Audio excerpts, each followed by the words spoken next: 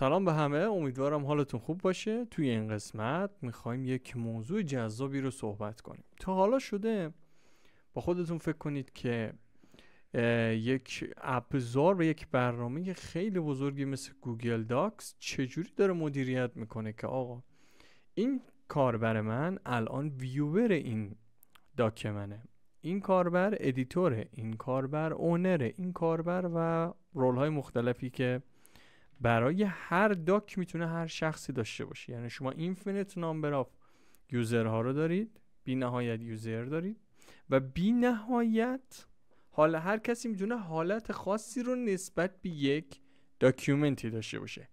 یک کاربری که یک جایی اونر یک داکیومنتیه، یه جای دیگه فقط ویوره، یه جای دیگه ادیتوره، یه جای دیگه مثلا کامنتوره، یه جا برای شیر شده و حالا حالتهای مختلف.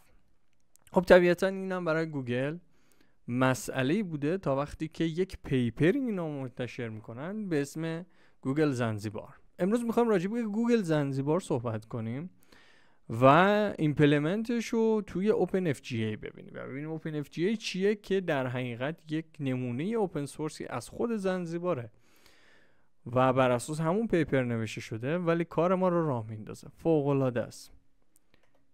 خب بیایم اول ببینیم گوگل زنزیبار چیه. گوگل زنزیبار یک سیستم اتوریزیشنه، یعنی کار نداره که کاربری که الان داره بهش معرفی میشه آیا کاربر ولیدی هست یا نه، اتنتیکیت شده یا نه. میگه اتنتیکیشنه یعنی اینکه ورود به سیستمه توسط یک شخصیت دیگه به عهده گرفته شده، یک سرویس دیگه. من گوگل زنزیبار فقط و فقط نگاه میکنم ببینم آیا این کاربری که الان داره به من معرفی میشه برای این موجودیت که حالا میتونه یه داکیومنت باشه، یه دونه شیت باشه، هر چی باشه، برای این آیا دسترسی داره بهش یا نه. فقط اینو چک میکنه. پس این سیستم اتوریزیشنه، سیستمیه که فقط دسترسی رو چک میکنه و برای ما چیزی رو اتنتیکیت نمیکنه، کسی رو ورود به سیستم نمیزنه. چه میدونم توکن JWT تولید نمیکنه، فقط چک میکنه آیا دسترسی دارد یا نداره. چیزی که ما تا الان همیشه داشتیم تو سیستممون در لول‌های مختلف پیاده سازی می‌کردیم، میتونیم یه رولی داشته باشیم. در بهتر مثلا بگن آقا کل سیستم صورت هارد کد یه رول ادمین داره، یه رول A داره، یه رول B داره، یه رول C داره. میتونه یه لول بالاتر پالیسی داشته باشیم که آقا پالیسی اینجوری باشه، اونجوری باشه، اونجوری باشه. و حالاتهای مختلفی که میتونه اتفاق بیفته، مثلا هر چه میدونم رکورد یک اونری داشته باشه، هر اونری مربوط به یک تننتی باشه. ولی تو سیستم های خیلی خیلی بزرگ مثل حالا مثالی که خودش داره میزنه و این دغدغه رو ایجاد کرده خود گوگل زنزیبار برای گوگل داکس، با اینها به این سادگی نمیشه اینو هندلش کرد. پس باید یه سیستمی داشته باشیم که گلوبال باشه و بیاد برای ما به صورت امن این رو به عهده بگیره. یعنی به قابلیت بکاپ داشته باشه، کانسیستنت باشه، نمیدونم زیر 10 میلی ثانیه جواب بده، 100% باید سرعتش خیلی بالا باشه. این یک جزو چیزایی بوده که تو پیپر هم راجع بهش صحبت شده. سیستم باید فوق العاده باشه، سرعتش بتونه مولتی تننت باشه، بتونه سلسله مراتبی کار اتورایز رو برای ما انجام بده. که حالا این نیازها اومد مهندسی شد و شد گوگل زنزیبار. چرا سیستم های رول بیسی که ما تا الان داشتیم دچار مشکل بوده؟ هممون این تجربه رو داشتیم که رول ها همیشه ثابت نیستن. اونایی که واقعا توی سیستم انترپرایز کار کرده باشن، مخصوصا سیستم های انترپرایز پیچیده، قشنگ متوجه میشن که آقا همیشه رول قرار نیست 4 تا بمونه. همیشه شما یه ادمین و یه آیتی ادمنستریشن و چه میدونم یک منشی و یه دونه مدیر عامل اینا نداری. کم میشه، زیاد میشه، نقشا فرق میکنه، دسترسی ها فرق میکنه. چون این مسئله باعث میشد که ما بعد از یک مدتی یه حجم زیادی از رول ها رو داشته باشیم که خیلی جاها با هم اصطلاحاً اوورلپ دارن و مدیریت اینا سخت میشه. به عنوان مثال یک سیستمی دسترسی اضافه، یک بخشی توی سیستم اضافه میشه که این بخشی که توی سیستم اضافه میشه باید به رول A و B و C داده بشه، به D داده نشه. میتونه این اشتباه رو داشته باشیم که ما رول A و B رو بدیم ولی C رو ندیم و بعد دی رو بدیم، باز دوباره این باید اصلاح بشه. این چالش برانگیزه. این یکی از مسائلی بوده که باعث شده که ما اومدیم راجع به این قضیه و در حقیقت گوگل در حقیقت راجع به این قضیه اومده و این همچین پیپری نوشته و منجر به ساخت همچین سیستم خوبی شده. حالا بیایم راجع به OpenFGA صحبت کنیم. OpenFGA چیه؟ OpenFGA یک ریلیشنشیپ بیس اکسسه، یعنی ریبکه. میاد میگه که اگر شما یک آبجکتی داری، به عنوان مثال با مثال اولی هم شروع میکنیم، گوگل داک.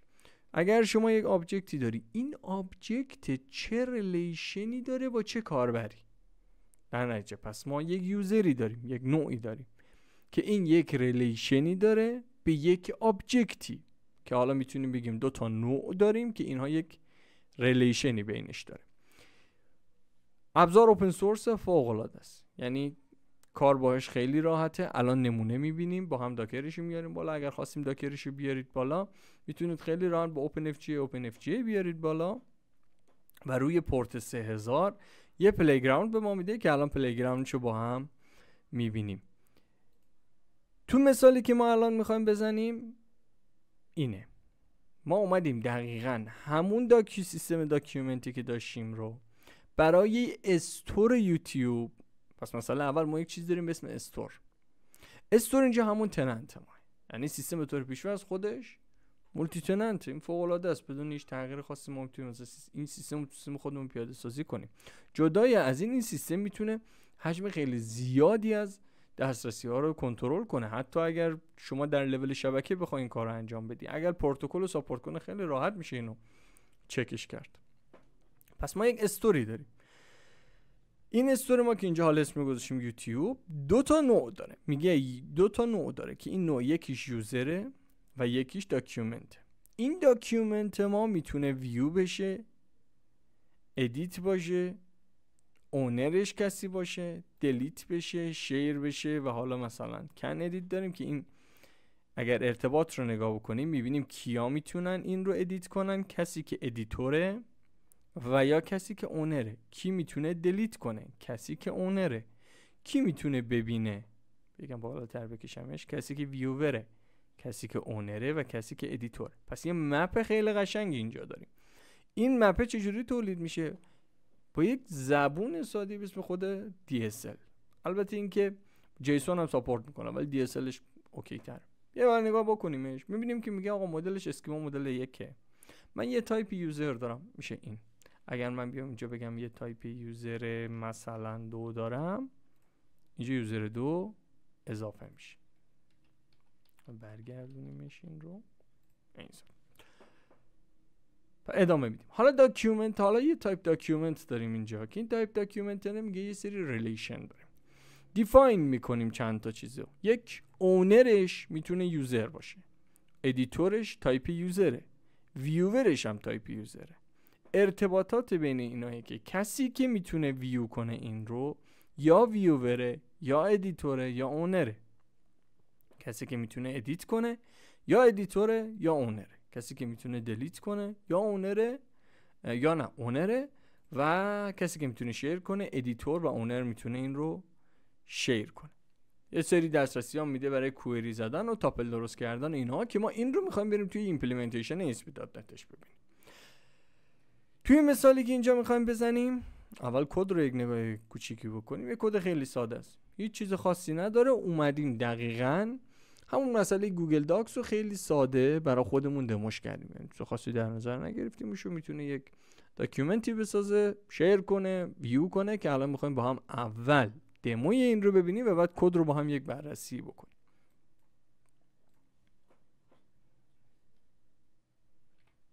خب تو این اسکیلرمون اگر بیام و یک رفرشی بکنیم اینجا این چی میگه؟ لیست اف داکیومنت از گیم تو ریلیشن. بریم بالاتر، بریم اینجا کریت نیو داکیومنت برای یوزری به اسم آنه. این یوزر حالا ما دیگه حالا پیشنهاد شده یه سیستم هوش مصنوعی بود، به عنوان یوزر کنونیمون در نظر میگیریم. یوزری که اینجا ما به صورت هارد کد تحت عنوان آنه آوردیم، یوزریه که از لول اتوریزیشن شما داره گرفته میشه. یعنی اگر شما یک سرویسی داری برای اتوریزیشنت، مثلا چه میدونم کی کلاک هرچی، از اون گرفته میشه. اگر اومدی از سیستم اتوریزیشن خود اسپی داری استفاده میکنی و از تو نمیدونم JWT داری این یا کوکی داری اینا رو اکسترکت میکنی، این از اونجا گرفته میشه. پس اینجا ما هارد کد کردیم، این از اونجا میاد. میایم اول یه داکیومنتی درست میکنیم برای آنه، اسمشو میذارم مثلا وای با مثلا یوتیوب داک 1. میگم که بیلدا رو بردار، اول دیباگا رو ما دیزیبل کنیم، کانتینیو. میگه یوزر آنه اونر این داکیومنت است. اینو من کپیش کنم چند جا لازم میشه. میخوام یه کاری بکنم، میخوام تو مرحله اول بیام برم میگم لیست تمام داکیومنت های آنه رو وقتی که اونره بهم بده، میگه حالا اینا رو از قبل ساخته بودم، میگه این وایداک 1 هست. اینم که حالا یک مورد املایی بود به این اسم رفته بود، ولی وایداک 1 هست. جالب اینجا یعنی تا وقتی که ما اینو توی حافظه خودش نگه می‌داره، یعنی ما هر موقع بخوایم برای ریکوست بزنیم به اون و از اون جواب بگیریم که حالا می‌بینیم سرعتش هم خیلی خوبه و ما مشکل پرفورمنسی نخواهیم خورد. حالا می‌خوایم این یک کار جالبی انجام بدیم. بریم داکیومنتمون رو شیر کنیم. پس میایم این قسمت میگیم که یه داکیومنت نمی داشتم به این نام، بده به یوزر th، ریلیشنش هم بذار مثلا ادیتور. یادتون باشه که ما ادیتور رو اینجا تعریف کردیم. سندش میکنیم، میگه که successfully اینو دادیم به یوزر th. پس اگه الان من بیام اینجا بگم که یوزر th دارم که ادیتور این داکیومنت باشه، میگه داری. میگم ویورش دست،